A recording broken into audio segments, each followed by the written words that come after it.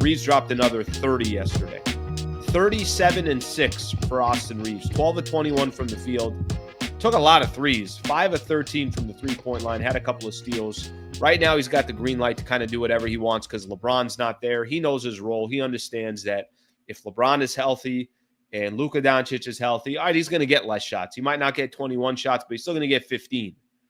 Not crazy about the 13 three-point shot attempts, but that will probably be around 6 or 7 or maybe 8 on the high end, something along those lines. But something to keep in mind here. I'm going to read a couple things here. First off, let me give you Austin Reaves' last 4 games for the Lakers. When he came back, he was struggling. He was definitely struggling. He was awful against Brooklyn, if you guys remember that Brooklyn game. But just since the Brooklyn game, let me give you some of his stats. And I'm looking more at his efficiency than I am just, well, how many points did he score? Last 4 games, he shot 58% from the field, 50% from the field, 48% from the field, and 57% from the field. Only 1 game he shot below 50%, and that was, if you round it out, 48% from the field. Okay? What are his point totals? 28, 37, 28, and 30. Those are monster numbers. Those are not, little shy little numbers here that we're sitting there. 28, 37, 28, and 30. Okay. Is he just getting buckets for himself, or is he also distributing to other guys? Here's his assists. He had 3 against Milwaukee. Obviously nothing special there. 13 against Denver. 6 against Phoenix, 6 against the San Antonio Spurs. I want him right in that 6 range, 6 to 7 range. That's a good night for Austin Reaves. If he's dishing out 6 to 7 assists on top of him, again, I know when LeBron comes back, he's not going to be dropping 28 and 37 and 28 and 30.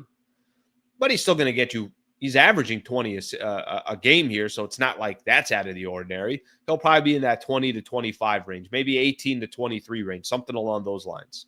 Rebounding, 8 rebounds, 8 rebounds, 4 rebounds, and 7 rebounds. So Austin Reaves, he's back.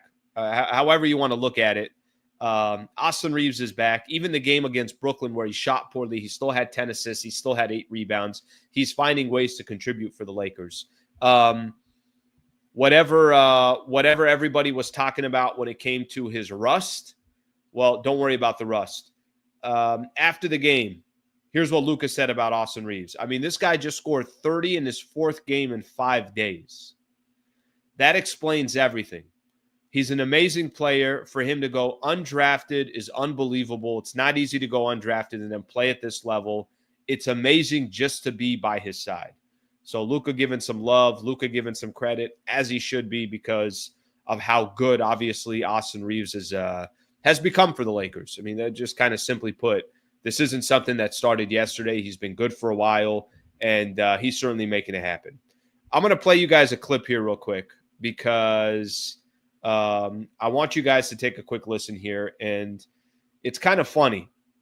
Sometimes we may perceive certain players a certain way, but if it's the team you're rooting for, you kind of ask yourself, okay, is it, am I looking at it through a lens that's not fair? Am I being objective, or am I just looking at it because that's my team, that's my squad? So I mentioned I was listening to the Bill Simmons podcast. Ryan Russillo was on with him, and I want you guys to take. By the way, this is not, this is on Sunday, I think, is when they record this, and most of the episode was just demolishing the Phoenix Suns. But there was a point in there where they're talking about Austin Reaves and they're talking about the Lakers. So take a quick listen here. Listen to what they're saying about Austin Reaves. By the way this came up is Bill Simmons is first talking about how upset he was at the 2 Texas teams. And he's talking about San Antonio not making a qualifying offer to Austin Reaves. We'll go back to that here in a quick second. And the Lakers basically getting so much value in this contract with Austin Reaves. It's nothing. It's $13 to $15 million a year in today's NBA. Go look at these other NBA contracts. For the production he gives you, that contract does not match. There's a lot of other players out there where the amount of money they're making is high, the value that they actually bring to the table is low. So there's a big difference there. But what they were talking about was, how the hell can these two Texas teams, the Spurs and the Dallas Mavericks, basically just revitalize the Los Angeles Lakers? The Spurs don't offer a qualifying offer, or they don't make an offer to make the Lakers match and spend a lot more money on Austin Reaves.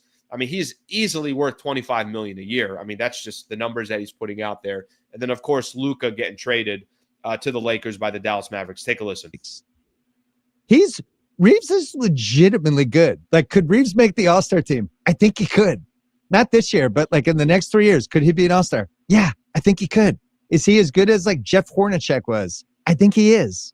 Like, Reaves is, I want to do a third banana list with you and see where he ranks in the third bananas. I just can't believe we were talking that whole season too bad about Grant Williams is hurt. Shit. Well, we were talking, remember, we're like, would they offer him could somebody offer him 4 for 98? That's the max you could go. We're like, that's a lot. It's like, well, that's 20 plus million a year. Anyway, they got him for what, 12, 13? Clearly, it the allows Spurs them all didn't think this other stuff. The Spurs could not have thought he was going to be this good. How? That's where, and the Spurs have done good stuff over the years. And like they nailed the Castle pick last year. No, I mean, in recent times, they nailed the Castle pick. Right. I'm just saying the Spurs track record's been pretty good. Spurs track record's good. I'm talking recently, maybe not as good. But yeah, if you want to tell me there's some misses in there, okay, you got me. I think Reaves is a miss. All right, I'm going to stop it right there. This is why I like this. I like this because this ain't a Laker fan. This is not somebody that is obviously rooting for the Lakers. This is somebody that's trying to clearly a fan of basketball.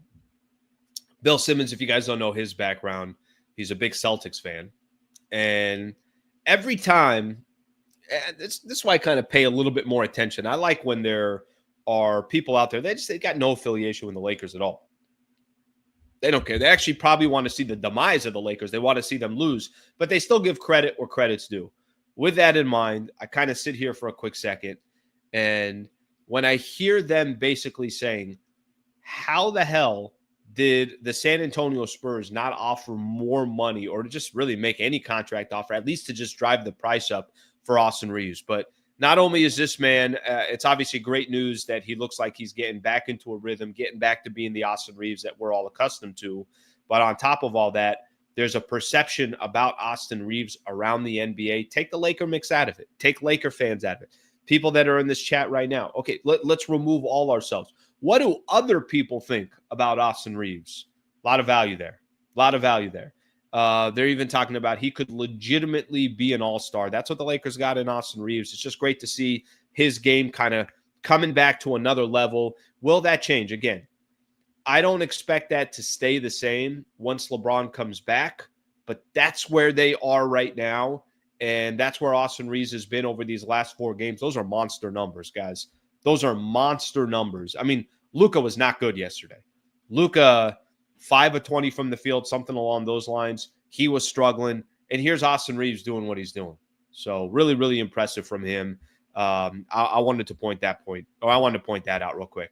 Okay, let's take a look at some of the comments here and go from there. Respectfully, Reaves, Luka, and D4 are amazing, but Jaylen Brown and Jamal Murray types will cook us if we don't play D first lineups in the clutch. Northborough AS, thank you for the super brother. I appreciate it. Well, I think this part is clear with the Lakers, and this part really this is what I think should be encouraging for Laker fans out there. JJ Redick's philosophy is not to try to outscore teams. So I think if there's one thing that we clearly know with a JJ Redick-led team, they're not trying to just outscore teams. They're not trying to ignore defense. They're not trying to say, you know what, let's not play Vando and Dorian Finney-Smith and some of these other guys that might be a little bit more defensive-minded because we're trying to outscore another team. So Jaylen Brown, don't worry about him. You don't have to worry about him because you wouldn't face him until you get to the NBA Finals. Jamal Murray, definitely worry about because Jamal Murray has been a Laker killer for the last couple of years, and I know what you're referring to. But so far, the way they've kind of mixed and matched things together, I mean, don't forget, when they went on that 20-4 run, until LeBron got hurt and they lost 4 games in a row. They're one of the best defenses in the NBA. They're not the Oklahoma City Thunder. And I know there's been a lot of different lineups over that time. That's kind of not fair for me to use that lineup and say, hey, look, they were 20-4. Okay, well, part of those games, I think AD was still on the Lakers, as was Max Christie. So I'm not telling you it's apples to apples, but what I'm telling you is philosophically, the Lakers are not a team that's going to try to just outscore squads. They're going to try to play legitimate defense and, put themselves in a position where it's they're going to try to put themselves in a position where it's more about playing the right way, effort, defense, and the offense will come. And if it's not working, I think we all understand JJ Redick, I don't think it's just going to sit back and say, well, I'm going to do it anyways. I don't think that's going to happen. But it's a fair point. I remember, when we first made the trade, I was talking about how I thought Austin Reaves would be better coming off the bench so he can kind of do his own thing. But the Lakers have done a good job kind of staggering here. Okay, let me play.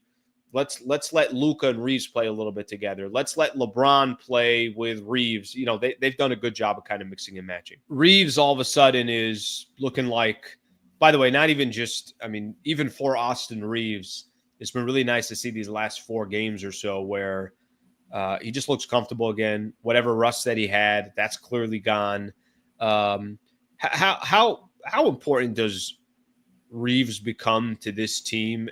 The further they go, the closer they get to the postseason. I think so much attention goes to Luka and LeBron.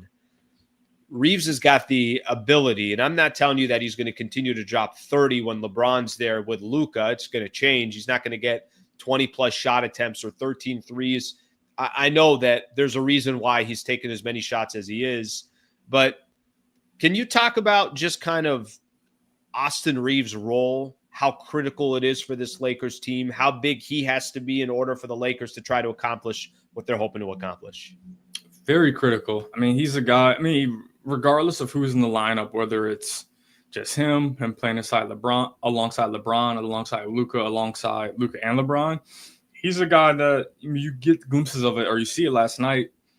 You put 2 on the ball against Luka, and Austin keeps the chain moving. He can create that further advantage by being able to get to the rim, put the defense in a blender. Like, that's something that, and then make plays out of that. I think that's one of the biggest areas of growth he's had over not just this season, but really this last season and a half as a playmaker, as a decision maker with the ball. That's been, and people think that, you have Luka and LeBron, that's enough. Well, no, because teams are going to send help, especially on Luka. They're going to send double teams, help, whatever it may be. And you need to be able to maintain advantages, create advantages. And that's something that Austin has thrived with over the past month and a half, honestly, longer than that. And then even on his own, he can create his own advantages, coming out of pick and rolls, coming off of pin downs. Like, this is a player that creates rim pressure, creates advantages. And in the playoffs, those are the things that you need. Like, this is like the more players you can have who can create advantageous situations, the better off your team is. And Austin is a player who just creates better situations for himself and then also his teammates. So it may not be, I think he's dropped at least 28 4 consecutive games. It may not be that night in and night out when you have Luka and LeBron and Austin on the floor are all available. But what it can be is he's a player who can keep the chain moving, keep the advantages in the Lakers' favor. And that's something that once you get to the playoffs, like, it's about advantages, creating situations or creating advantages that you want. All right, thank you very much for watching the clip. Just want to give a shout out here to one of our partners, the Wallace Firm. They are official injury attorney of the Sliwa Show and Hoops Talk, the entire channel. If you are ever in a need, and I hope you're not, but some type of serious injury with yourself or a family member of yours, I would like to personally help you by introducing you to the best in the business, Brad Wallace and the Wallace Firm. Also got a URL out here that you can use as well. Just go to wallacewins.com/Sliwa. Thank you for their partnership, and thank you for being a part of the Sliwa Show.